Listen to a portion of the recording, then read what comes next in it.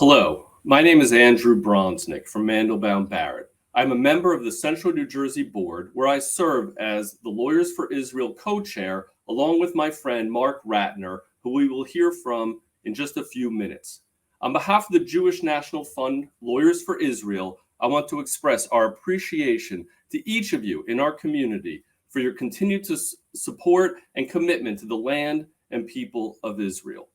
I am proud to share that as of today, the Lawyers Division is 1,000 members strong and has raised nearly $6.4 million since October, which is already more than our entire campaign last year.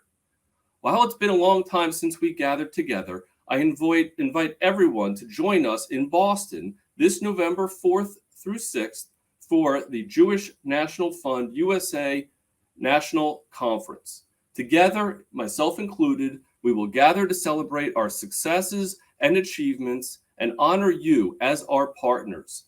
Details may be found at jnf.org/NC. We are also thrilled that travel to Israel is back, and we have several major missions planned for the coming year, including our Israel at 75 this coming April. Before we move to the next portion of our program, I want to take this opportunity to thank Rob Gans. Rob has been our chair of Lawyers for Israel since 2019 and has risen the group to new heights. Rob is retired senior counsel at Lippis, Matthias, Wexler, Friedman, and has earned the prestigious Super Lawyers designation for the past decade. Please turn your attention to a short video to illustrate the breadth of work that Jewish National Fund USA does to support the land and people of Israel. When we are tasked with the impossible, we excel. When people say it can't be done, we do it and more. When we are surrounded by those who seek to do us harm, we choose love. We are Jewish National Fund USA. It began as a dream that one day the Jewish people would return to their homeland. That vision became a reality.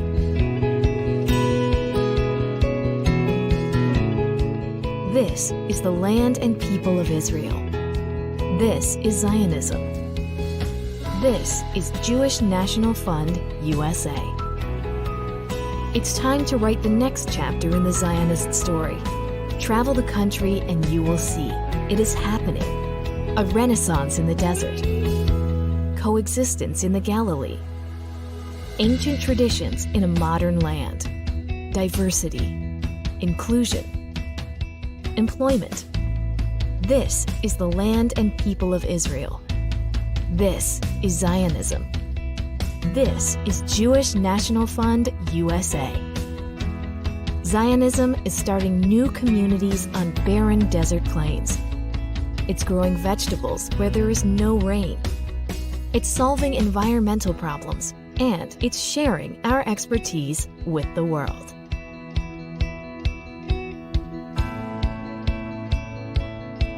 Nothing is easy.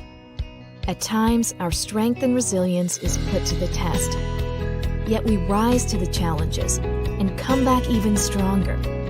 We know who we are, and we teach it to our children. Whatever comes our way, Zionism ensures that we are never alone. When we remember that we always have each other, nothing can stand in our way. Join us. Let's build a better world together.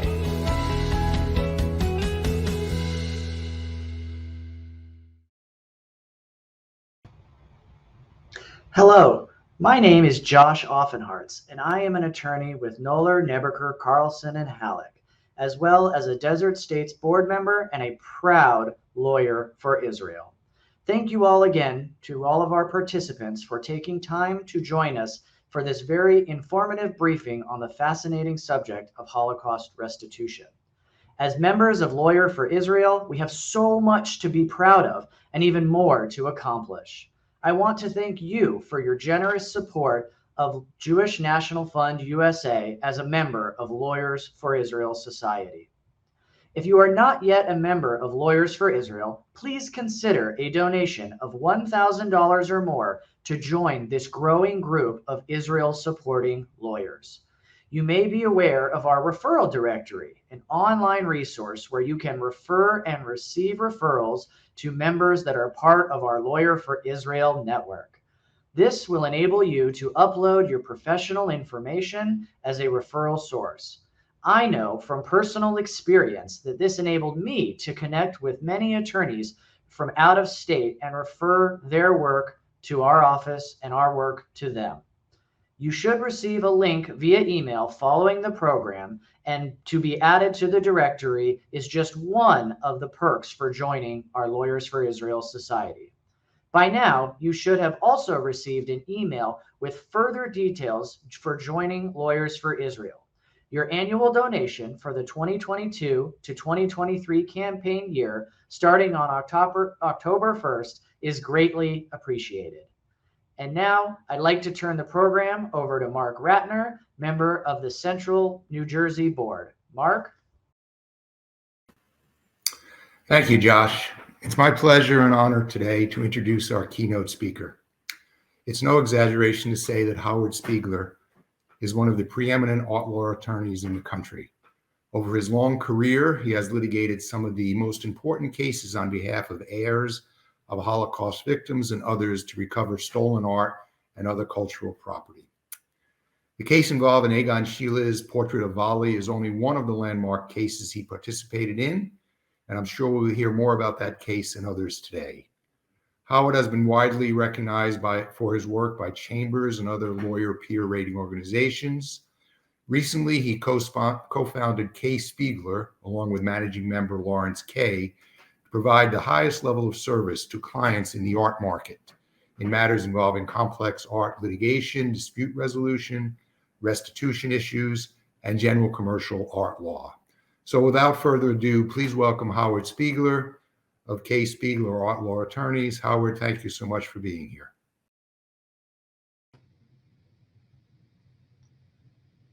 Hello. Thank you very much for asking me to speak today and for organizing this program. I am honored to work with JNF, which has done so much for over a century to save and promote Jewish culture in Israel. I'm particularly moved today by JNF's efforts in Ukraine, where, as you describe, Jewish National Fund USA affiliates are on the ground at the Ukrainian border and in Israel, helping refugees find safety, both emotionally and physically, as well as setting them up for a successful future during this tumultuous time. It is important to acknowledge that the onslaught in Ukraine is not only about the horrible devastation and destruction of lives, but the systematic attack on its artworks and other cultural property. As the New York Times art critic Jason Farago recently asked, why should anyone care about a painting when cruise missiles are overhead? The answer he gave, quoting a Ukrainian art curator, is because this is a war about cultural identity, as Russia actively tries to erase Ukraine's national identity. For me, that calls to mind another time and era when the culture and lives of Jews throughout Europe were threatened with extinction by the Holocaust. The Nazis not only wanted to take the lives of all of the Jewish people, but more generally wanted to eliminate all traces of Jewish life. One major part of that hideous plan was to embark on a program of looting of artworks and other cultural property on an enormous scale.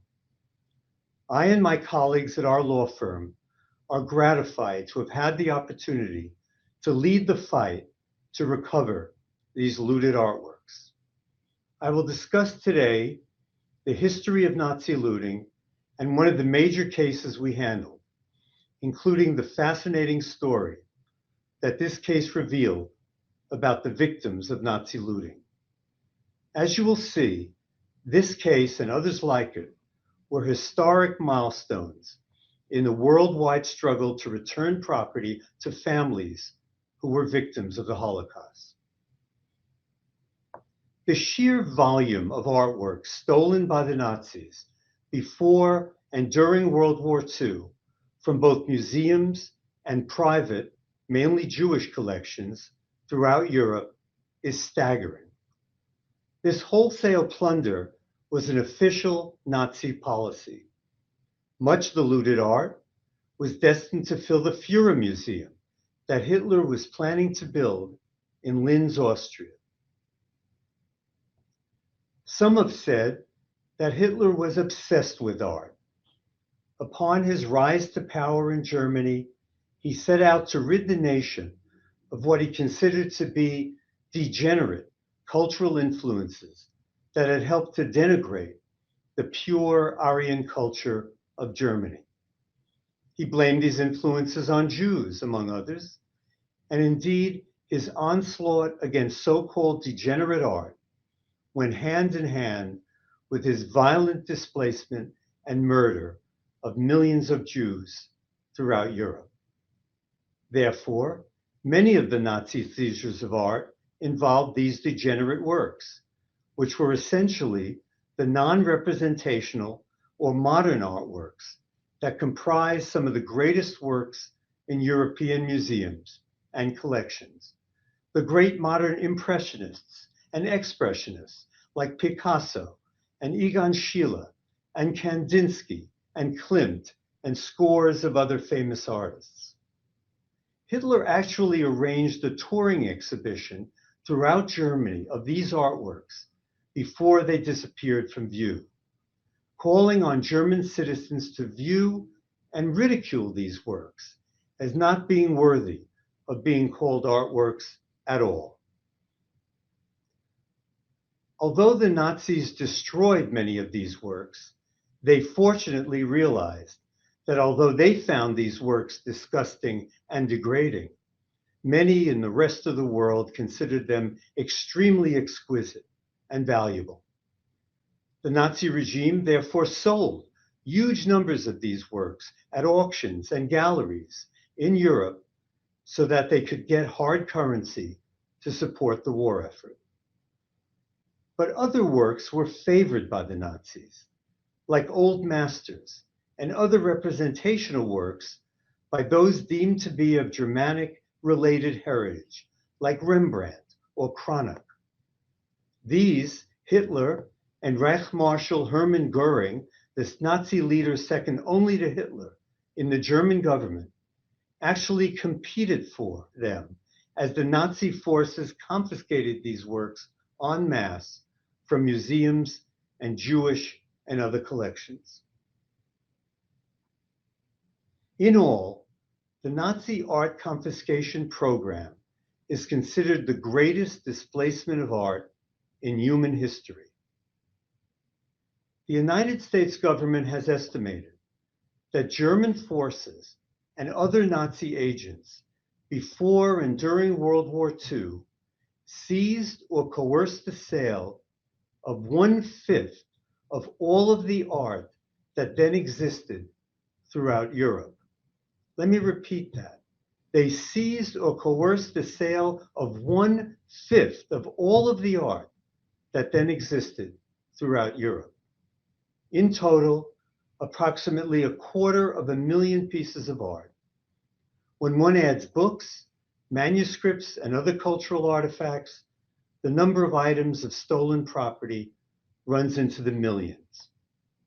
The value of the plundered art alone exceeded the total value of all artwork that was located in the United States in 1945.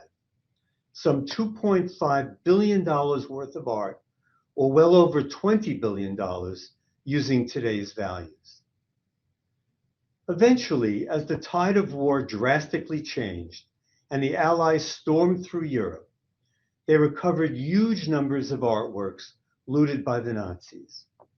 Soldiers with knowledge of art and art history were sought out among the troops and made responsible for finding and recovering these artworks. These men and women were called the Monuments Men.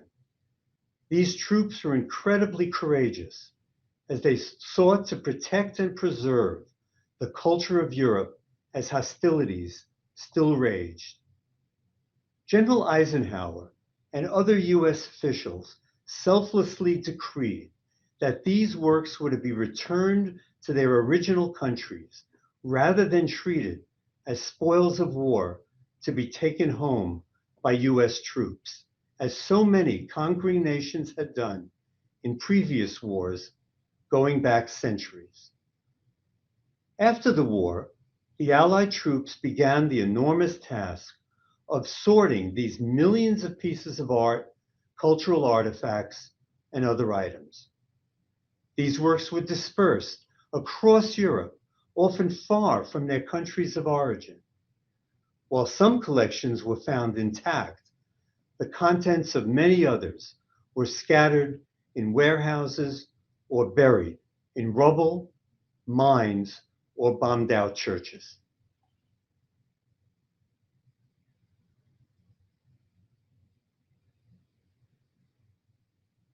In general, it was the policy of the Allies to return the works they found to the governments of the countries from which they had been looted, to France or Holland, for example, so that these governments would have the responsibility of figuring out who were the original owners of these artworks and return them to them.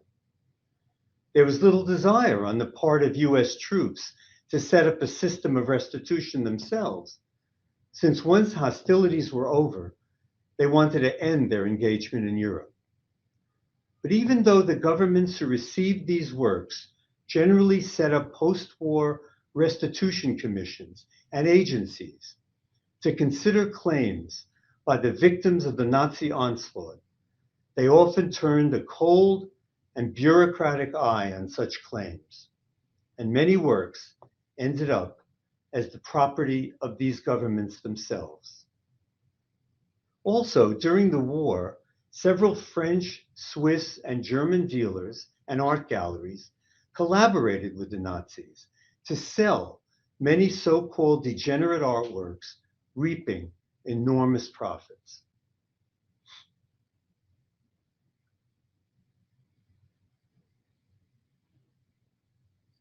Actually, the next slide. Thanks. And other works simply disappeared through theft. So huge numbers of works were never recovered by the Allies at all and remained in the collections of private collectors and museums throughout the world.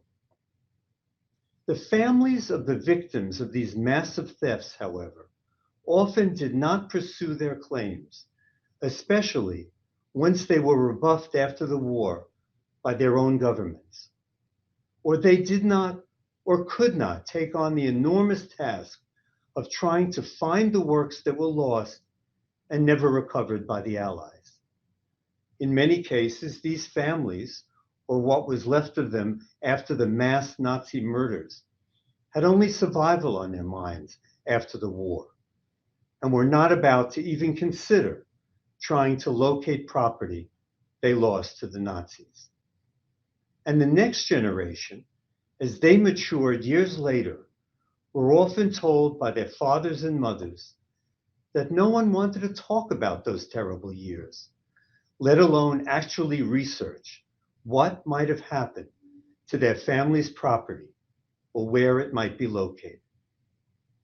But starting about 25 years ago, a confluence of factors led the following generation of these families and many others throughout the world, including governments, to re-examine what happened to all of the artworks that had been looted by the Nazis and never found their way back to the families of the original owners.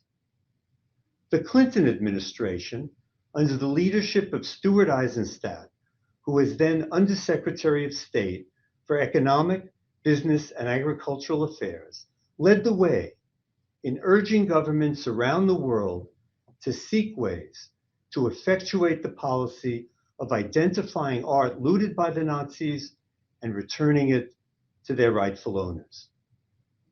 In 1998, the US government convened the conference of government officials, art experts, museum officials, and many other interested parties from around the world in Washington to consider and debate the many issues raised by the continuing discovery of Nazi-looted assets, including artworks.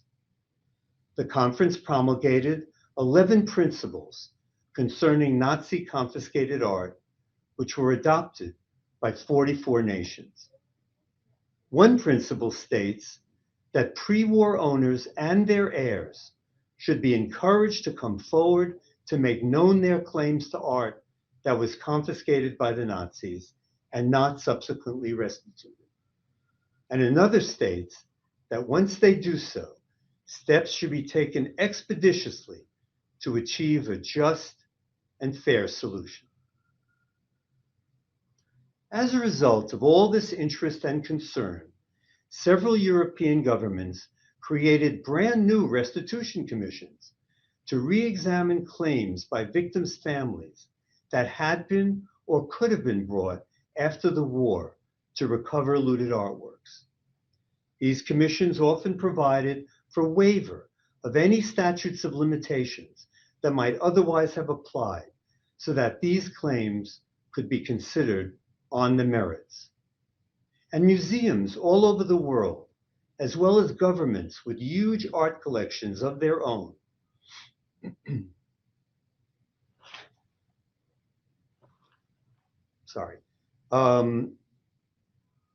they all started placing on the internet images and information about artworks in their collection for which there was a gap in ownership history or provenance between the years 1933 to 1945, asking those with further information about these works to contact them and perhaps make a claim for recovery. There were several other important developments as well. In the late 1990s, a few scholarly books were published examining the remarkable extent of the Nazi looting of artworks. At the same time, since the Cold War had ended and the Iron Curtain had fallen, previously classified archives maintained by the United States government and even information from the former Soviet Union started to become publicly available, providing more and more information to researchers and others who wanted to look into the fate of individual artworks and collections. Also, the advent of the internet effected a revolutionary change in the ability to do research in this area. And not least important, the current generation of the descendants of Holocaust victims, unburdened by the extreme survival needs of their ancestors who were the victims themselves, or the common feeling among members of the following generation that the Holocaust was not something that anyone wanted to talk about. This latest generation of heirs readily ask questions about their family's property, including artworks, in Germany and countries subject to German occupation during the war. They started to locate artworks and began the process of reclaiming them. Years after the Washington Conference came other attempts to keep the world's focus on this unfinished business of the Nazi era. The most significant occurred in June 2009 at an international conference in Prague, in the Czech Republic, designed to see to it that the promise of the Washington Conference was being fulfilled. The 46 governments at the Prague Conference adopted what is now called the Terezin Declaration, issued during a poignant concluding ceremony, which I was privileged to attend, held at the Terezin Memorial, site of the Theresienstadt concentration camp at which over 100,000 Jews were put to death.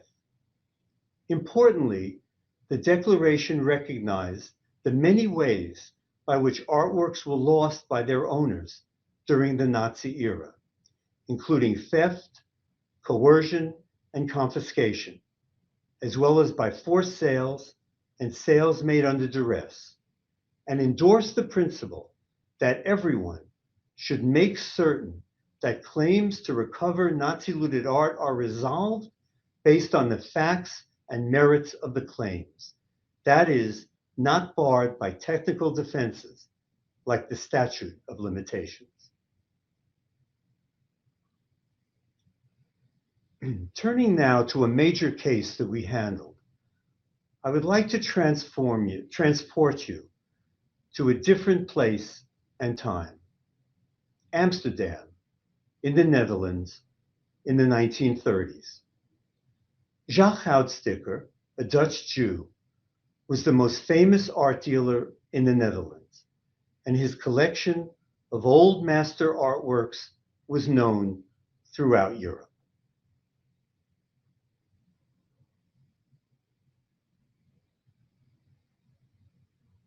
Next slide, please.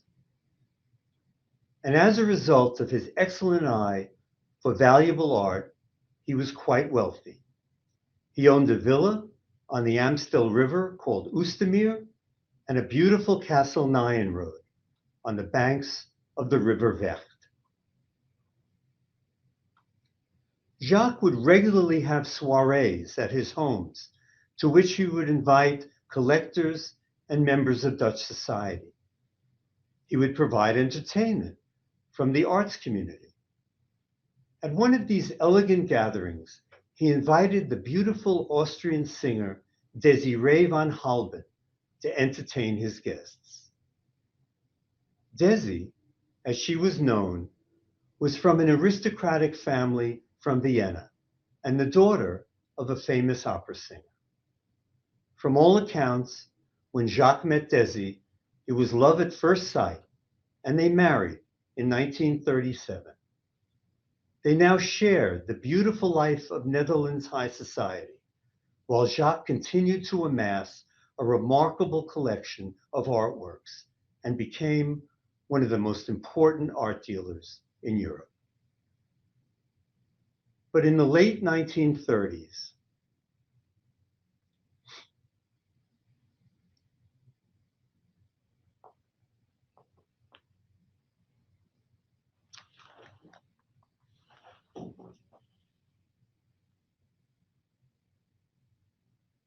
their carefree life could not insulate them from developments in nearby Germany and other countries as the Nazi regime raged on and expanded its reach.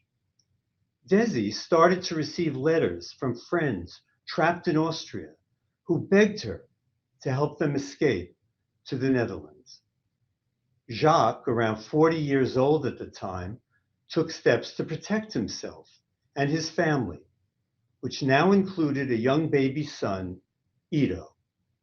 He sent a few paintings to England and deposited some monies in New York. He appointed someone to take charge of his affairs in case he had to leave Holland suddenly. Indeed, Desi and Jacques obtained visas and booked passage on a ship to the United States. But when it came time to leave, Jacques simply could not do it. The visas expired. And then the worst they could have possibly imagined occurred. In May 1940, the German army invaded Holland. Such was the chaos at that time that Desi and Jacques could not get renewed visas stamped into their passports at the US Embassy. They simply could not get to the embassy. The German forces were approaching Amsterdam at remarkable speed. Jacques and Desi volunteered to drive Belgian colleagues who could not reach Brussels by land to a ship leaving from a Dutch port. But after all the planning, Jacques and Desi realized that they themselves had to suddenly escape for their lives with little time to spare. They grabbed their baby, some cash, some jewelry, and headed out in their car. Jacques' mother refused to leave and would end up being trapped in the Netherlands throughout the war. When Jacques and Desi got to the port, they were surrounded by huge, frantic crowds, desperate to leave the Netherlands, and they knew that they would have to leave at that very moment. Somehow, they found space on a ship headed for Dover, England, which made it through repeated attacks from the German Air Force. But the Houtstickers did not have proper papers and were not permitted to leave the ship at Dover, so they headed on to Liverpool. The scene on the ship was horrendous. Hundreds of refugees were stuffed into the hold with little air. The women and children were allowed to stay on the somewhat more comfortable upper parts of the ship. But Desi refused to leave Jacques' side, and she joined the crush of humanity below. In the middle of the night, Jacques went up on the deck to get some air. Tragically, he did not see an uncovered hatch in the dark and fell through it to his death. His body was taken off the ship at Falmouth, but Desi was not permitted to disembark there. All she could get from the authorities was a promise that Jacques' gravesite would look out over the sea. The young widow and her one-year-old son then proceeded to Liverpool alone. Actually, Desi did get something else. In Jacques' pocket, she found a little black leather binder that contained the listing of the 1,300 artworks that were in his collection with relevant, albeit very brief, descriptive information. This black book would turn out to be a critical resource for her family, as I shall explain later. Desi was briefly interned in Liverpool as an enemy alien because of her Austrian passport, but due to her excellent connections in England, she was soon released. But even US Ambassador Joseph Kennedy, whose son, of course, would later be president, and whom Desi knew through friends, could not get her an American visa because of the huge numbers of refugees who were trying to enter the US. He was able to get her a Canadian visa, however, and she and Ito went on to Canada. From there, they were eventually able to go to New York, where they remained for the duration of the war. Meanwhile, back in Amsterdam, Jacques and Desi's homes and huge art collection, not to mention Jacques' mother, awaited the Nazi onslaught. Adding to the chaos was the fact that the manager who had been appointed by Jacques to oversee his properties and the affairs of the Houtsticker Gallery died the day before Jacques and Desi left, and Jacques did not have time to appoint anyone else in his stead. In any event, the Nazis had already adopted the policy of seizing all the properties of any Jews who left before the invasion. But perhaps most significantly, Göring, the top Nazi leader whom I mentioned before, fancied himself an art connoisseur, and the outstanding Houtsticker artworks were well known to him. Remarkably, Göring, commander of the German Air Force, who was engineering the Nazi invasion of Holland at the time, came to the steps of the Houtsticker Gallery within days of the invasion and promptly arranged a forced sale of the gallery and the artworks from the unauthorized employees who were left there. The price was a pittance compared to the true value of the artworks. It was almost as if the Nazi invasion of Holland was designed to ensure that Göring could get his hands on these precious pieces of art. Göring used a local acquaintance named Middle to be the front man in all of this, and Miedl actually took over the Goudstikke Gallery and made a small fortune during the war. While Göring took a huge number of works himself, many others were sold by Miedl or others. There were well over 1,000 works altogether that were lost, stolen, or displaced. Eventually, as the Allied forces advanced into Europe, they found hundreds of the Goudstikke works in Nazi hands or hidden by them and recovered them. As I explained before, however, it was the policy of the Allies to return the artworks they recovered to the government of the country from which they had been looted, so that those governments would then be responsible for returning them to the original owners. Therefore, about 200 Goudstikke artworks were transferred by the Allies to the government of the Netherlands. But when Desi came back to Holland after the war to reclaim her properties and artworks, she was greeted with far less than open arms. Yes, the Dutch government had set up a so-called recuperation commission to determine the fate of Nazi-looted art in its possession. But in its wisdom, the commission rejected Desi's claims and determined that Jacques' artworks had been voluntarily sold by gallery representatives to Göring and therefore should not be returned to Mrs. Goudstikke. Feelings of patriotism ran high in Holland after the war, and there were strong sentiments in favor of holding on to property seized during the war. And this is where things stood when Desi eventually died in 1996. Meanwhile, Ido, Jacques and Desi's baby son, had grown up and married a woman named Marie van Sacher, an Olympic-class ice skater and teacher. Tragically, Ido died shortly after his mother's death in 1996, so Marie became the sole heir of Jacques and Desi.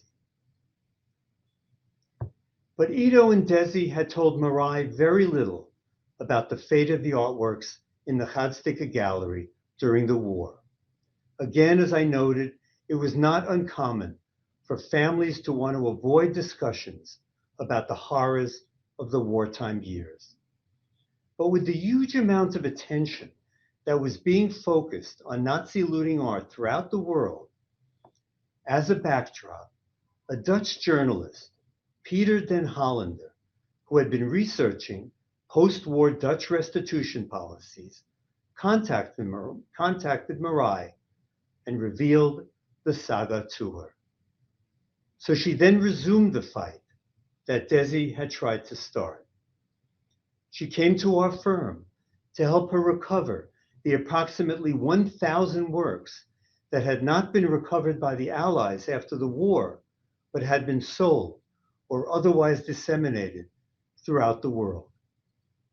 Working with art researchers and investigators, we have been able to find and recover over 40 works thus far.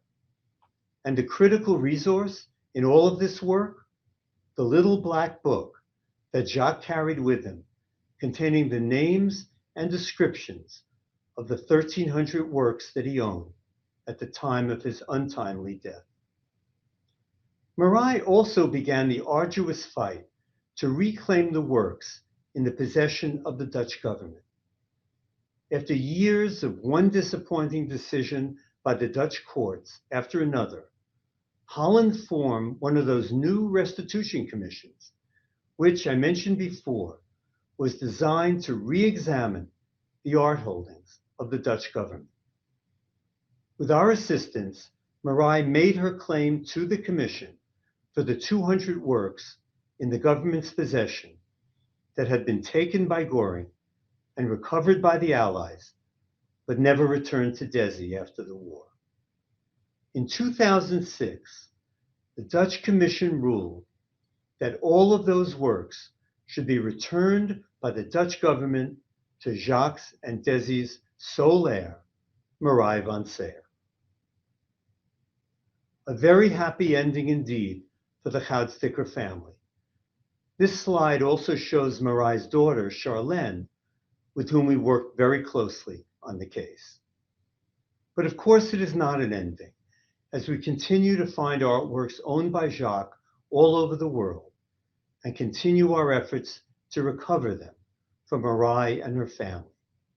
It is the family's goal to find and recover every single work. The next few slides show some works that are among the 200 returned by the Dutch government.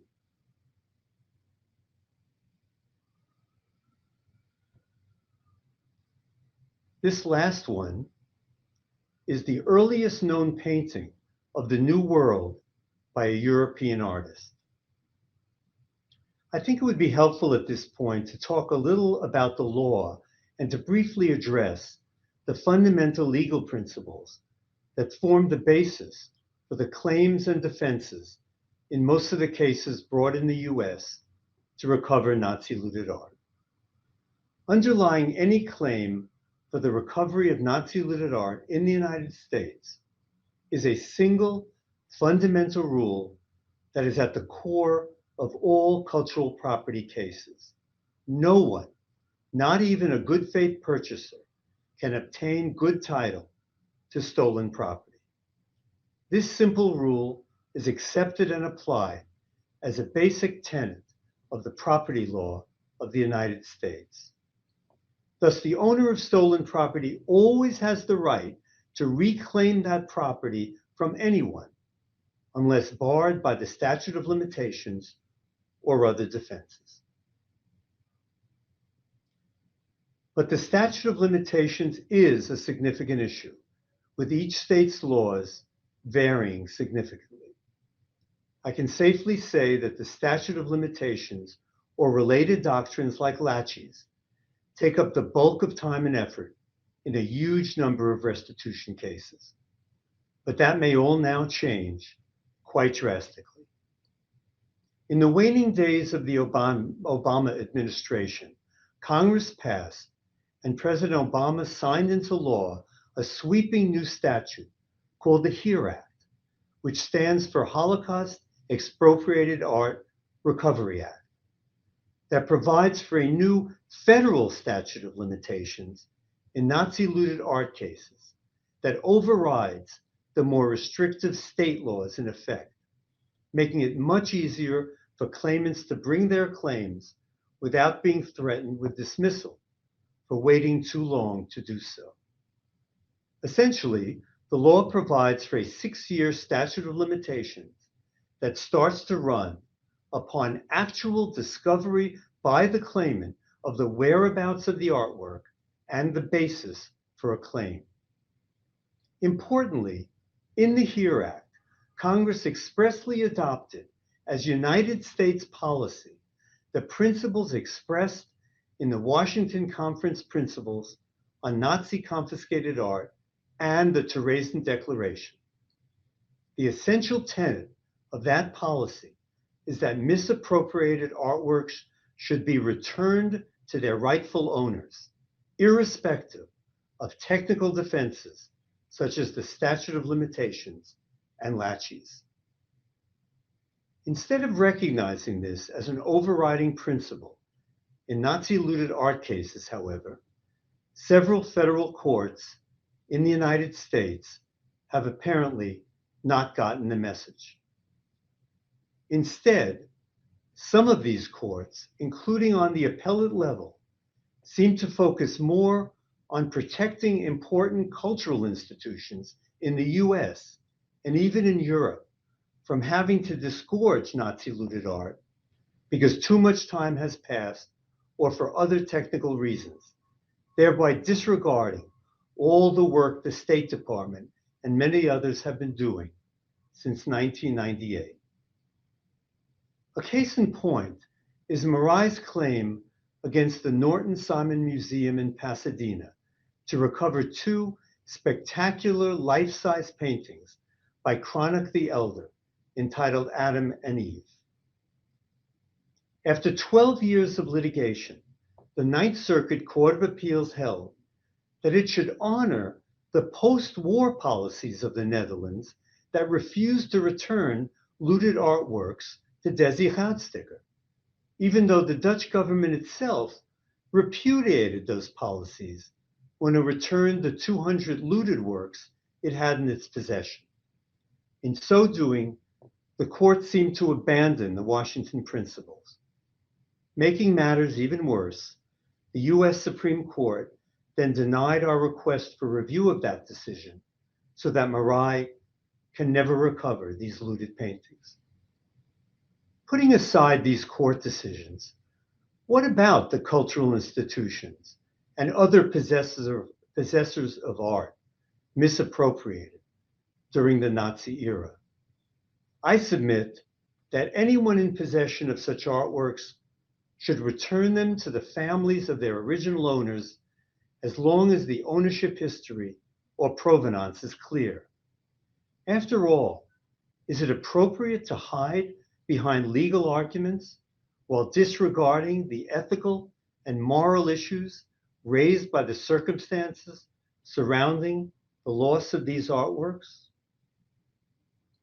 As we remember the monstrous actions of the Nazis, we see the importance of mitigating those Nazi crimes that we can still do something about, including returning misappropriated artworks to the families of the original owners. In that way, we can honor the legacy of those who suffered so terribly during that dark era. In closing, I refer to the words of all people, Hitler's Secret Service chief, Heinrich Himmler. It has been said that Himmler once declared that the Nazis had to kill all the Jews, because if not, quote, their grandchildren will ask for their property back. We are very proud to say that we have helped to prove Herr Himmler quite correct. Thank you very much.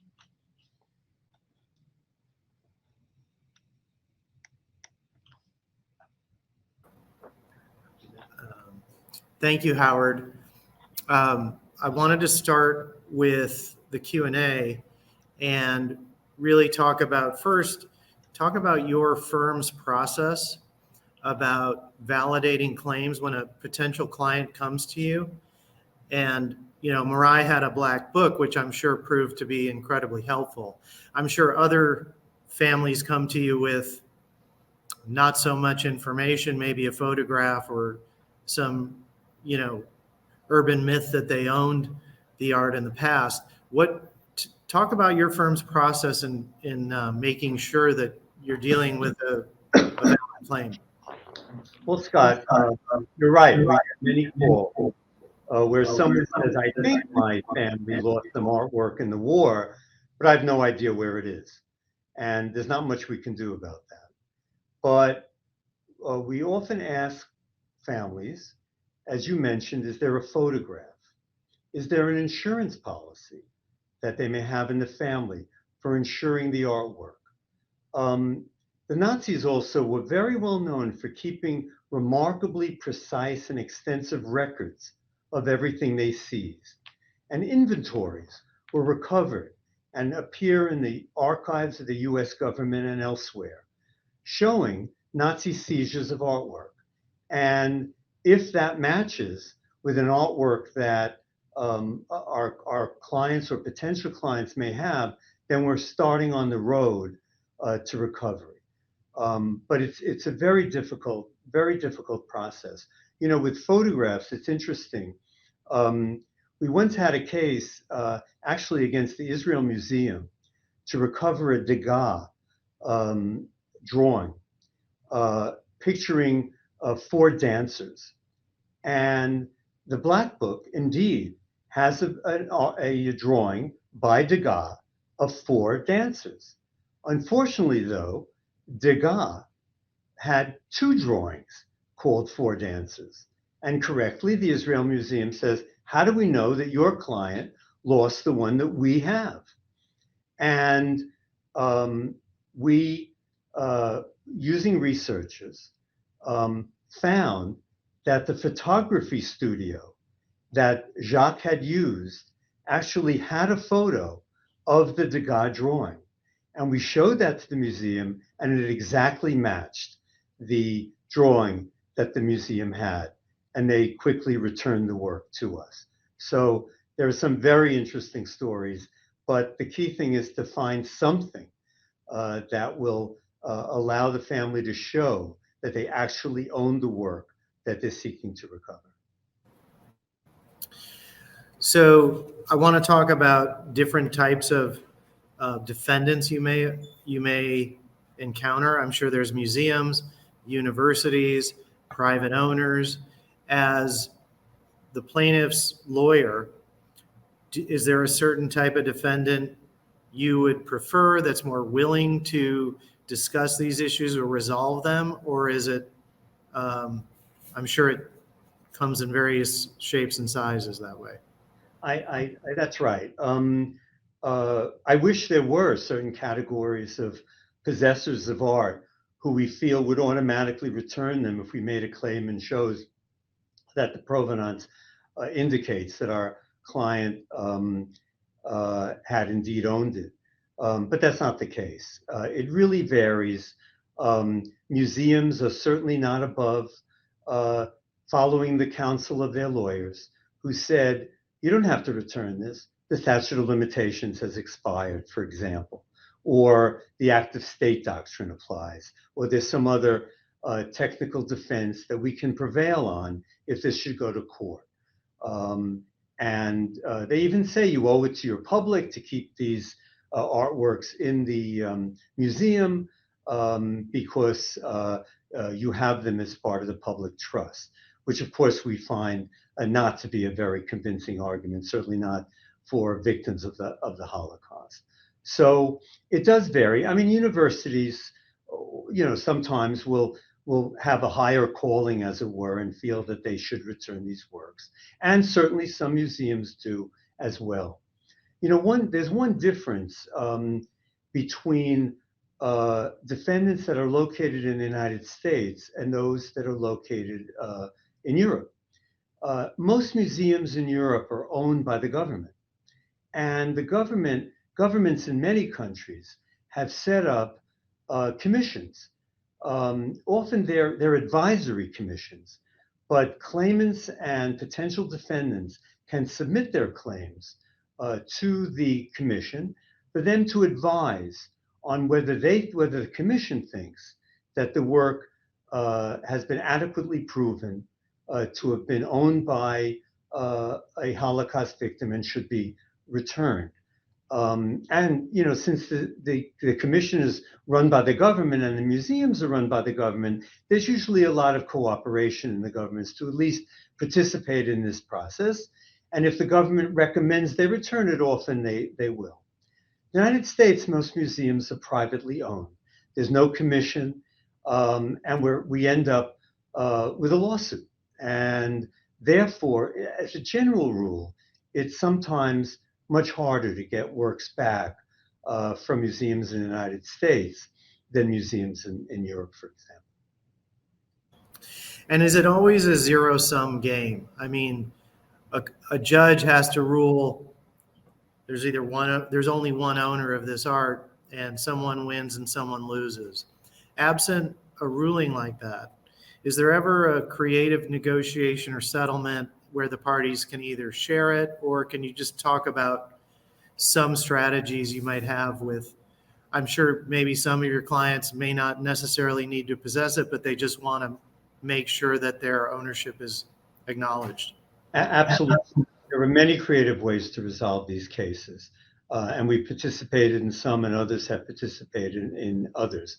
One should start from the starting point that, as opposed to the Van Seer case and the Houtsticker saga, I would say most of our cases involve many more than one heir.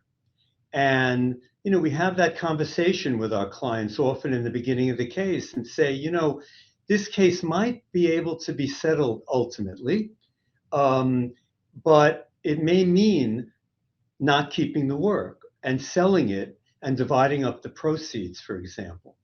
And which is a hard conversation, but often our clients realize, what are they going to do with the artwork? Pass it around to 30 or 35 different heirs over many years?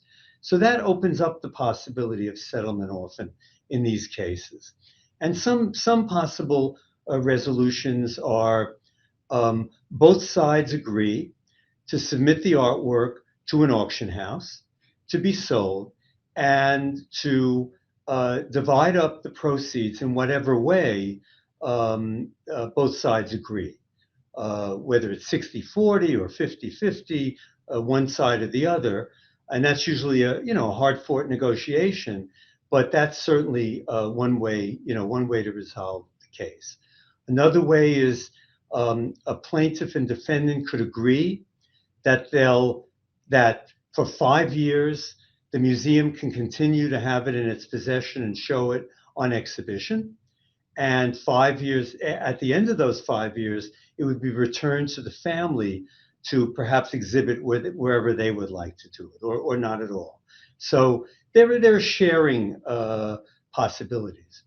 In one case, in the Portrait of Ali case, which was mentioned before, which Mark mentioned before, we fought the case, and eventually the other side, which was the Leopold Museum in Vienna, wanted to settle the case. And they agreed to pay our clients the full value of the Sheila that was involved at the time, which was $20 million. But our clients said, not enough. Not so much that they wanted more money. They understood that the fair market value was a good way to resolve it. But they said, we want two other things. One is, we want this work to be exhibited at a museum dedicated to the Holocaust, preferably in New York City, for a few weeks before it goes back to Vienna. And we did that. And we had a ceremony, and it was very well attended and very poignant for the heirs to see their work exhibited after so many years of not having it. The other requirement that the heirs were very clear about was there has to be a plaque next to the artwork wherever it's exhibited, whether in Vienna at the Leopold Museum or whether it's on exhibition anywhere in the world, that clearly indicates the provenance of this piece and the true owner, which was their predecessor, of course. And I regularly ask, this is the case resolved many years ago, I regularly ask people who visit the Leopold Museum to make sure that that plaque is still there.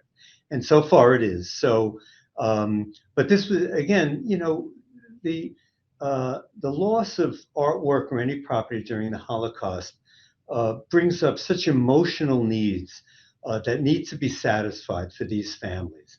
And this family decided that besides money, that these were certainly other ways to, in some way, start to protect the legacy of their predecessor who owned the artwork. That makes a lot of sense. And it's been a pleasure having you. It's been an honor having you present this. It's a fascinating topic. And before we part, I wanted to turn over the program to Allison Nagelberg, who's the Director of Planned Giving for the Northeast. Thanks, Scott. I'll spend just a few minutes. I'm really excited to tell you of Jewish National Fund's tools that help donors save taxes and receive income while leaving a legacy for the land and people of Israel. These may be very valuable strategies for you or your clients. Charitable gift annuities are extremely popular in today's high interest rate and volatile stock market environment. Donors can make a bigger difference while improving their cash flow with fixed income for life. They can supplement retirement income or help someone financially, such as an adult child or spouse, without making a lump sum payment. Creating a donor-advised fund is an easy online process. Donor-advised funds can be funded with cash or appreciated securities, which can be a very useful tax planning tool. Many donors transfer existing donor-advised funds to JNF. These funds are excellent for people who give to multiple charities and are very helpful in building family philanthropy because a donor's heirs can ultimately make grant recommendations in accordance with the donor's philanthropic goals. The IRA charitable rollover can be a smart move for donors who must take their required minimum distribution. It is also useful for donors who no longer itemize their deductions. A donor can save taxes while making a gift, potentially increasing the amount of the gift. A donor can donate real estate outright or donate it into a charitable remainder trust, providing income for life or a term of years. A few examples of donors who do this. They have a vacation home, but hardly use it anymore. They have a second home, but the upkeep is expensive. They've decided to downsize. A relative left them several properties that they don't know what to do with. They are tired of being a landlord and can't keep up with the management of the properties, or they need to move to an assisted living facility. And some of our largest bequests come from people who previously made modest donations to or simply bought trees from JNF. Some significant bequests come from regular annuity purchasers. People who make significant bequests often do not have heirs. Please keep these giving strategies in mind and don't hesitate to contact me or anyone on our Plan Giving team at plangiving@jnf.org with any questions. Thank you, Allison. It's great to learn about so many plan giving options available to us both personally and professionally. I also want to thank everyone here today for joining us, and especially want to thank our guest speaker, Howard, for his amazing expertise and insight into this delicate topic. We are so grateful for all the work that you've done to help so many recover their artwork and wish you the best on your future efforts. Please look out for an email for more details about joining us for National Conference and opportunities to visit Israel.